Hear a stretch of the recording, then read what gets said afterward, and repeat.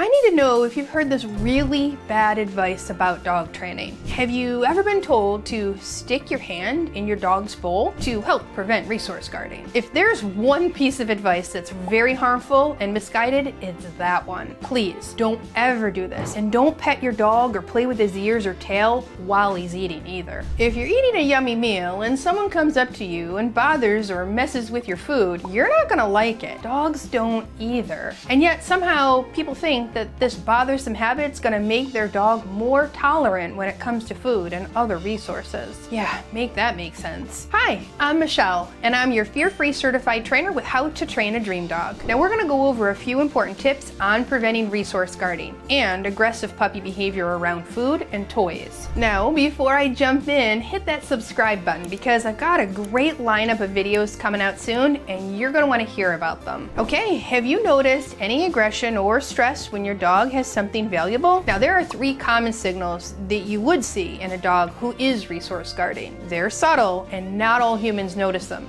until the dog escalates them to something that gets their attention. So here are 3 things to look out for. The whale eye. This is a really subtle one, but it really means that the dog's face is pointing in one direction, but the eyes are looking in another direction. And you can usually see the whites of the dog's eyes. This is one of the earliest signs of stress in a dog, and it's really important to pay attention to it when you see it. And now another signal is shown in the ears. They have a lot of different positions that mean a lot of different things. So I challenge you to watch your dog's ears in different situations to learn more about how he's feeling. When a dog feels that their valuable item is in need of protection, you're gonna see that the ears go back, even slightly. Along with that whale eye, it's one of those earlier signs of stress long before the dog escalates to a growl or a snap. Now the other area to watch is the dog's tail. I think humans have been led to believe that a wagging tail is a sign of a happy dog.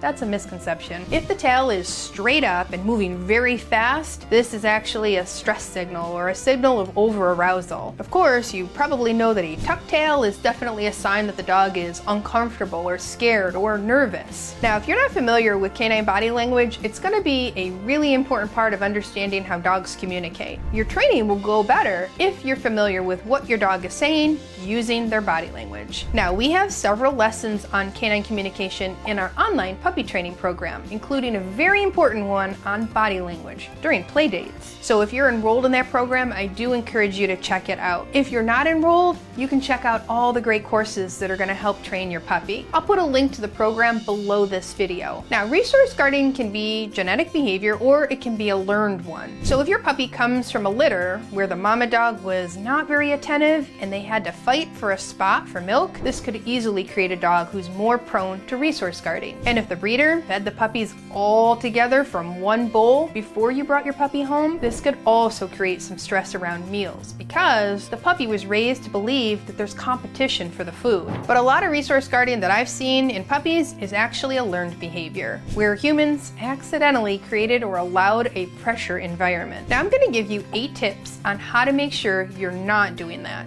And one thing to remember is that resource guarding can crop up at any time. You might not have noticed any signals in your puppy until one day he's guarding his bowl of food. Resource guarding is a lot easier to prevent than it is to deal with after it's present. So I do encourage you to put these practices in place starting today so it doesn't become an issue. All right, here are some tips to prevent resource guarding. Number 1, if another dog is present, make sure each dog has their own space to eat and play. Make sure that the older dog isn't pushing and stealing the younger dog's stuff, including food or bones. You also want to make sure your puppy isn't pushy and creating a stressful environment for the older dog. Currently, we have 3 dogs in my home. With the newest addition that came in, she got her own space to sleep and eat and play away from the other 2. Each dog eats and sleeps in their own space, so there's never a chance that they're going to feel they need to protect their beds, bowls, or toys. Number 2, be careful not to put your dog in a resource guarding situation in new environments. So if your dog is known to resource guard and you go to a friend's house, make sure that either their dog is put away or there are no toys out, no water out, no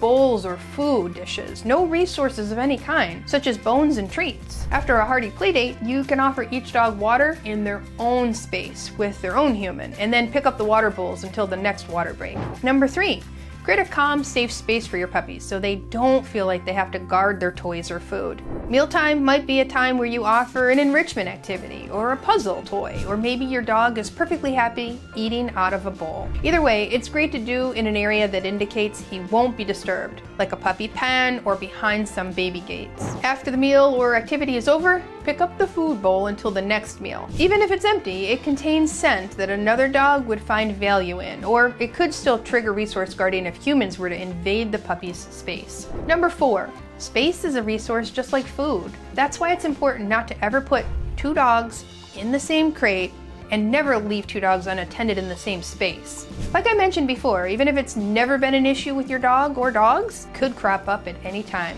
It's very unsafe to leave 2 dogs home alone outside of their crates. I've seen a lot of damage to homes, but also injuries to dogs who get into fights with no one there to break them up. Number 5.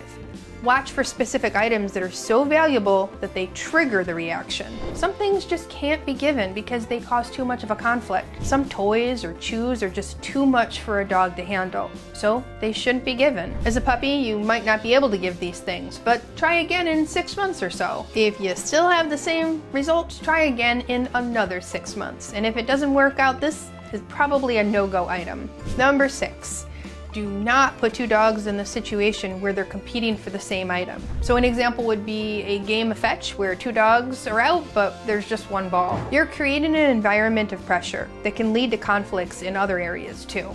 Number 7, evaluate environmental factors that might be putting your dog on edge. So if your dog is constantly stressed from sounds or smells, this can create constant overstimulation. Edgy dogs do not have a lot of patience. If you're not familiar with the Adaptil, it's a tool I recommend to help take the edge off. It's similar to the pheromone that the mama dog gives off to calm her pups. It's not a light switch effect, but places like the vets and the groomers use it to try to create a little more calm. Now, if you don't have one in the area where your dog eats or hangs out, you might want to try it. I'll put the link to it in the description below this video. Now, if you're not sure of other ways to help your dog be calm, this video here is going to guide you with more details. All right, number 8. Make sure other people and pets in the home are not invading your pup's space. That means no hands in the food dishes and no taking anything out of your dog's mouth without a trade-off. Implement a trade-off policy that you do multiple times throughout the day where you're trading off things that don't really need to be traded off. This is going to actually teach your pup that good things happen when he gives up something. This translates really well when you absolutely have to take something from your dog.